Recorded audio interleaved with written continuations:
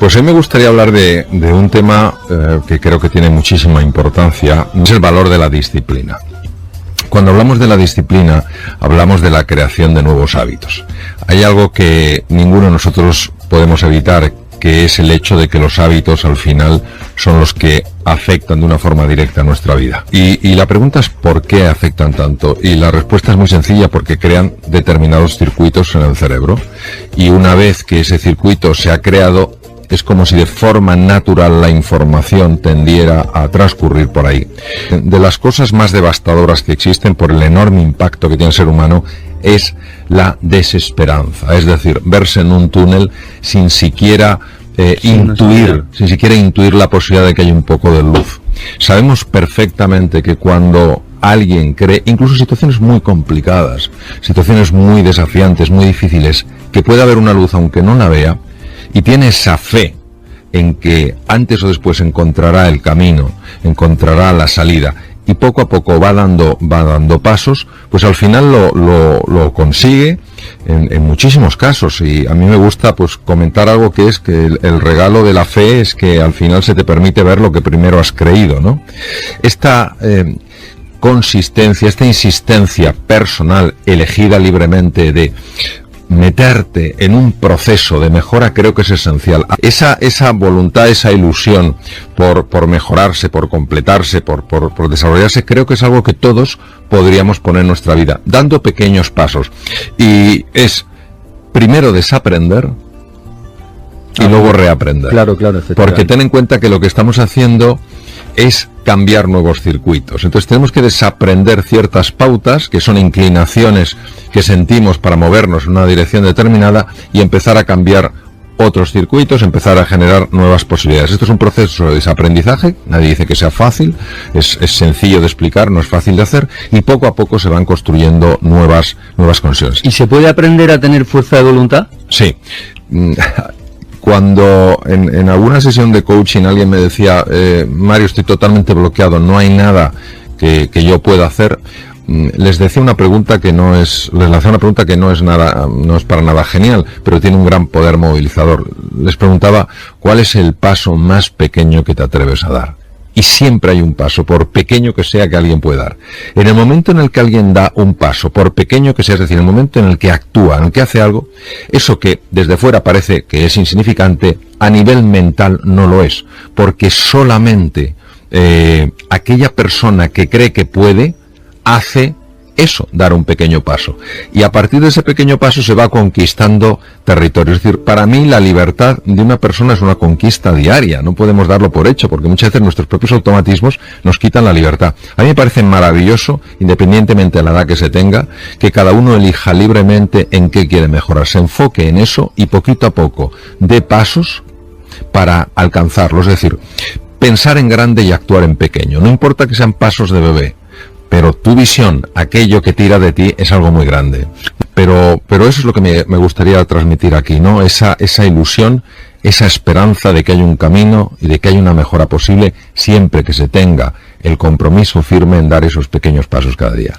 Aquella persona que de verdad está ilusionada por un objetivo, que en principio parece demasiado grande, si persiste, si sigue, está creciendo como ser humano, su mente está cambiando, y si está cambiando su mente, está cambiando su vida. ¿Cuáles son esos 3 superpoderes que tenemos todos para ser felices, Mario?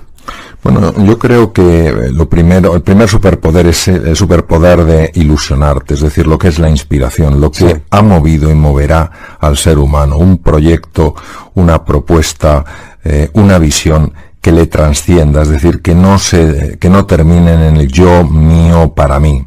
Lo segundo que le mueve es la capacidad de poner en marcha su creatividad, su capacidad de comprensión en profundidad de aquellas realidades que no son evidentes. Y el tercer superpoder que tiene es el superpoder de ponerse en marcha siendo inasequible a lo que es el fracaso, es decir, no levantándose cada vez que se cae. Esta capacidad del ser humano de ir aprendiendo a medida que se cae es algo que nos ha ayudado a lo largo de toda nuestra historia. Lo que pasa es que muchas veces o no estamos suficientemente inspirados porque no tenemos una visión, o no ponemos en marcha el proceso creativo y ni siquiera tenemos una estrategia para avanzar en un terreno nuevo, o sencillamente pensamos que las cosas suceden solas, sin un esfuerzo y una dedicación por nuestra parte. Si usted se despierta un día, Mario, sin ganas de levantarse y afrontar el día, ¿qué hace? Una de las estrategias que... ¿Alguna vez pasa, verdad? Claro que pasa. También usted. No, por supuesto que a mí, supuesto que a mí, y a veces con más frecuencia de la que me gustaría. Lo que pasa es que uno tiene que tener, primero, una inspiración, una estrategia y un entrenamiento. La inspiración es saber que en ese día se pueden abrir posibilidades que ni siquiera te imaginas. ¿Quién soy yo para decir que ese día no va a ser un día extraordinario? ¿Cuál es la estrategia que utilizo? Pues, por ejemplo, algo tan sencillo como pensar en 5 personas a las que yo realmente expresaría gratitud. A veces no nos damos cuenta de la cantidad de cosas que tenemos y que muy pocas personas tienen. Este ejercicio tan sencillo de pensar antes de levantarte de la cama, justo al despertarte, en 5 personas a las que tú quieras, a las que tú valores, que estén añadiendo valor en tu vida, en tu existir, se ha demostrado no solamente que hace que te encuentres, que te levantes con mejor ánimo, es que se ha visto que tiene un impacto, por ejemplo, en los niveles de glucosa, en los niveles de lípidos, en los niveles de tensión arterial. Y la parte de entrenamiento es que esto no es un día agradezco y el otro no. Es decir, si me lo tomo en serio, digo, si esta estrategia realmente tiene sentido y me explican por qué tiene sentido, por lo menos tengo que darle la opción de que funcione. Esto de, lo voy a probar a ver si funciona, lo pruebo un día, y si no ha funcionado como me gusta, no sirve, eso es la excusa fácil para mantenerse atrapado en modelos viejos, mentales, que nos tienen muchas veces tremendamente esclavizados. Comer bien y hacer ejercicio, esas dos cosas, ¿cuánto pueden influir en nuestra felicidad?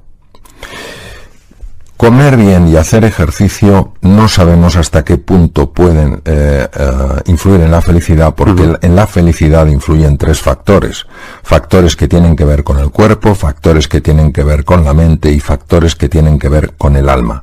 Lo que sí sabemos, por ejemplo, es que cuando se come bien, es decir, de una forma adecuada, pensando en el cuerpo, en lo que le sienta bien al cuerpo, y cuando se hace ejercicio, hay varias cosas que sí se han demostrado desde el punto de vista científico. Primero, que toda la parte anterior del cerebro, lo que se llaman las áreas prefrontales, aumentan de grosor.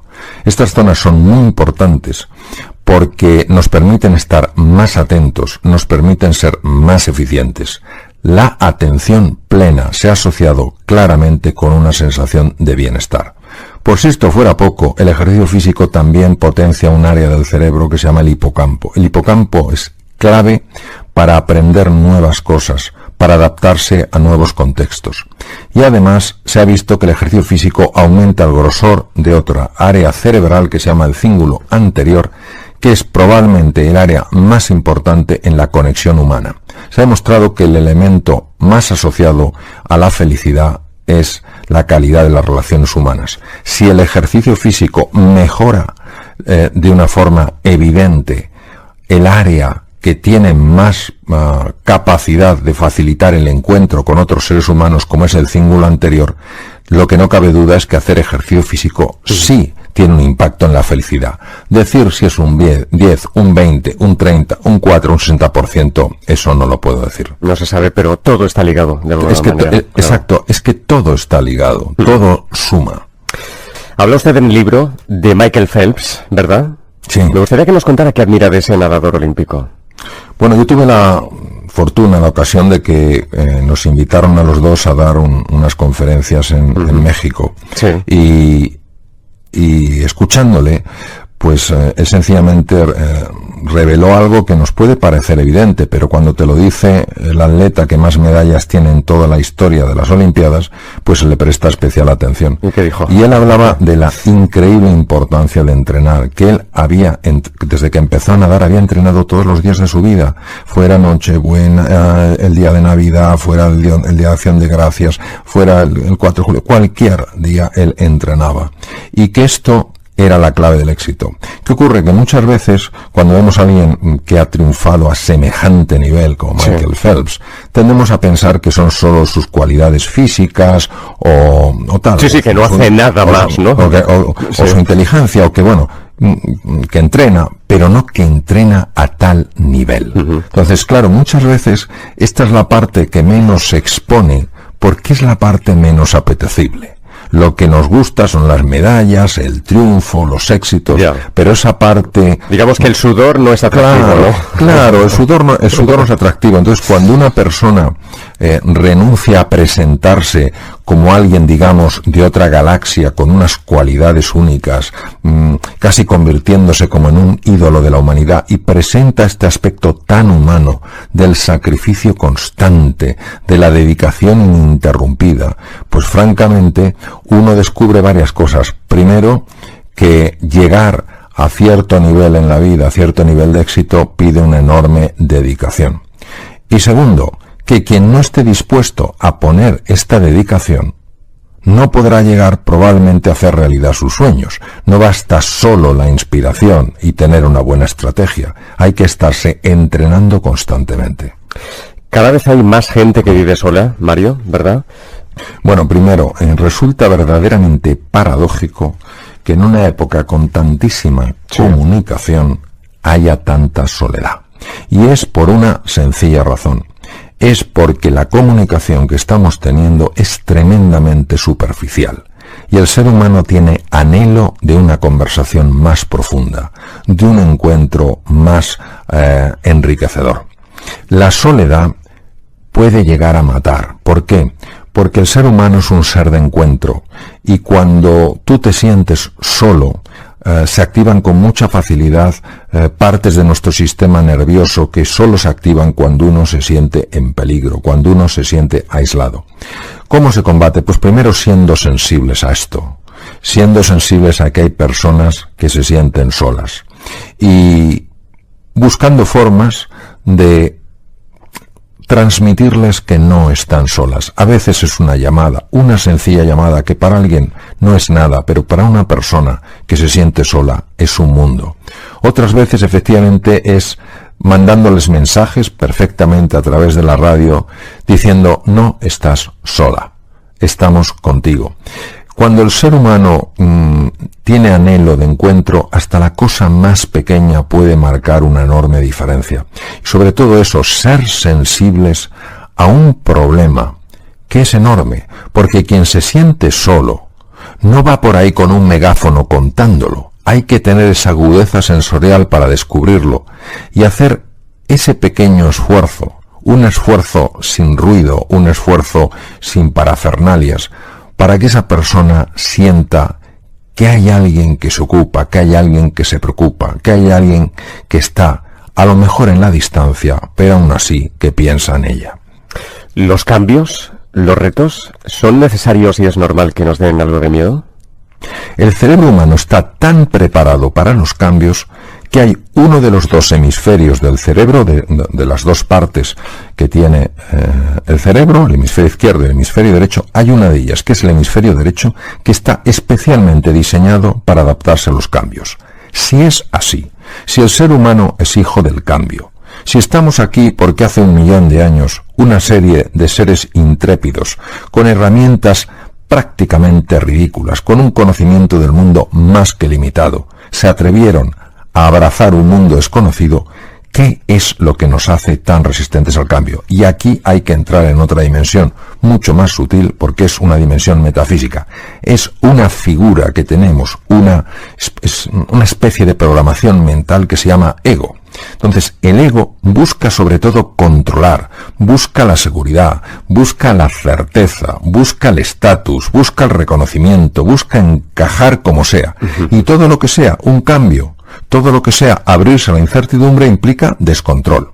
Implica a lo mejor perder estatus, porque claro, ya no puedo demostrar lo que sé en un terreno en el que no sé. Puedo perder reconocimiento. A lo mejor me exige entrar en contacto con otras personas y no, digamos, entre comillas, con mi antigua tribu. Y el ego se rebela contra esto.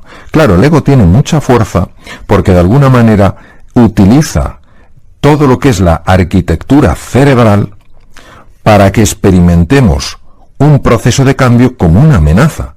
Es curioso, es como si a un ordenador que está perfectamente preparado para hacer frente a un desafío, el que sea, le colocamos un software, yo diría un virus, que inutiliza ese ordenador. Decimos, ¿cómo es posible que ese ordenador, en este caso la metáfora sería en relación a la analogía con el cerebro, cómo es posible que este cerebro tan preparado para adaptarse a procesos de cambio se sienta tan limitado cuando ese cambio sucede en la vida? Hay 6 razones que nos llevan a tomar decisiones, y es fundamental ver cuáles son las 2 dominantes, porque si tú ves cuáles son esas 2 estructuras, esos 2 programas que están en la parte inconsciente, que de alguna manera se activan cuando tomas una decisión, empiezas a entender todo el transcurso de tu vida.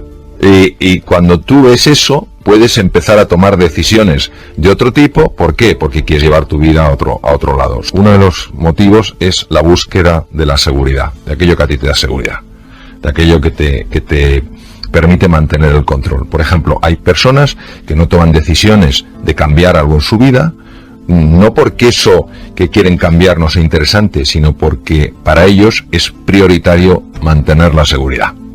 Cuando una persona se da cuenta de que esto tiene tanto peso, pues también se da cuenta de que así no se puede crecer. Que si una persona no se atreve a hacer cosas diferentes, nunca crecerá por mucho que valga, ¿no? La segunda, y esta es muy importante de resaltar, es la búsqueda de protagonismo, de estatus, de reconocimiento.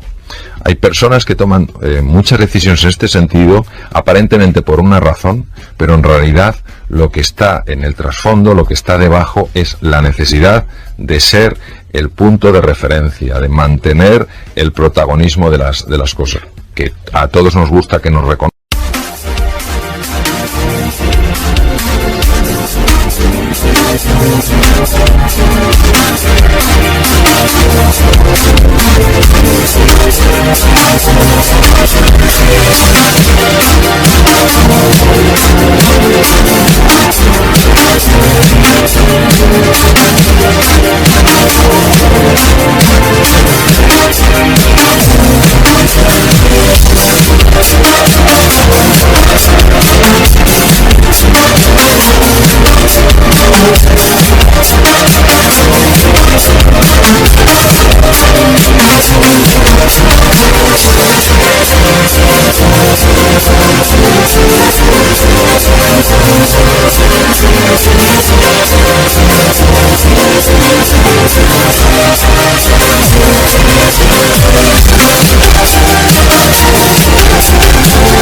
A todos nos gusta que nos valoren, por supuesto. Si esa persona se obsesiona en el reconocimiento, pues por ejemplo, y en la valoración, no tolerará que haya nadie a su alrededor que tenga pensamiento propio. No lo tolerará. Y claro, ¿qué ocurre? Que al final esta persona se quedará sola y se planteará por qué la gente no quiere estar ahí, ¿no? Y ese es el punto de intensidad. El tercero es la pertenencia, es decir, todos queremos ser acogidos por el grupo. Yo vengo aquí, estoy tan a gusto, ¿qué tal Mario? No sé qué tal cual. Claro, si yo estoy absolutamente obsesionado porque se me acoja, porque se me dé cobijo, rehuiré por completo el conflicto y llegaré a secuestrar mi propia voz. Luego hay otra necesidad en el ser humano que también la intentamos cubrir con nuestras decisiones, que es hacer frente a los desafíos, es decir, la aventura, conocer cosas diferentes. Esto está muy bien. Si una persona lo lleva al extremo, pues puede poner en riesgo su vida y puede poner en riesgo la vida de otras personas. El quinto es el crecimiento.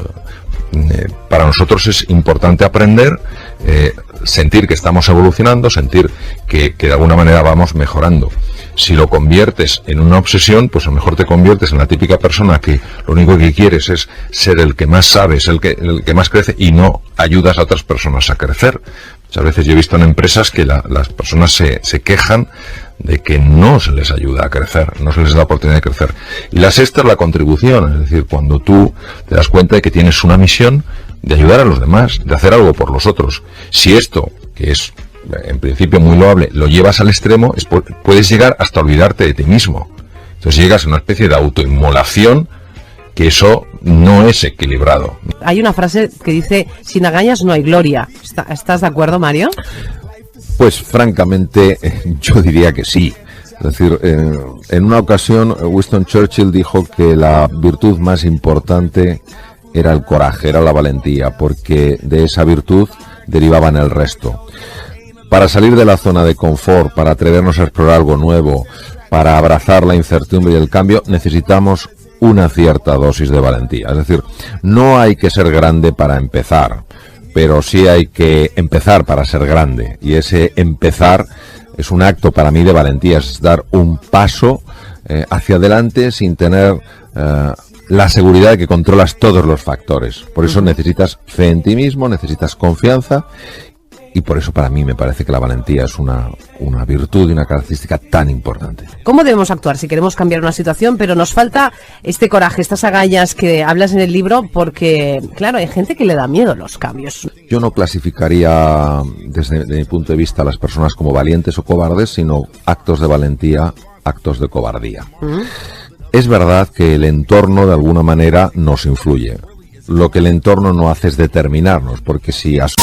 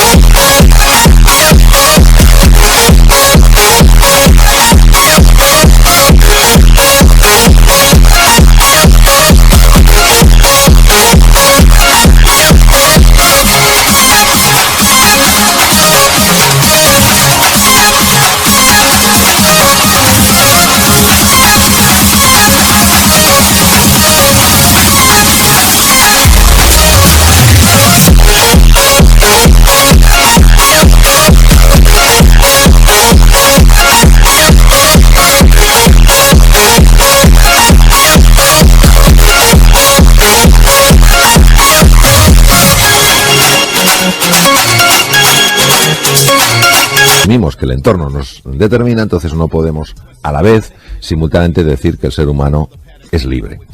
¿Qué ocurre? Que para que aflore este valor, para que afloren estas agallas, tenemos que alcanzar un punto que a mí me gusta llamar de insatisfacción inspiradora. Es decir, llegar un momento en nuestra vida en que digamos, yo no sigo así. Yo voy a dar un cambio en mi vida sí o sí.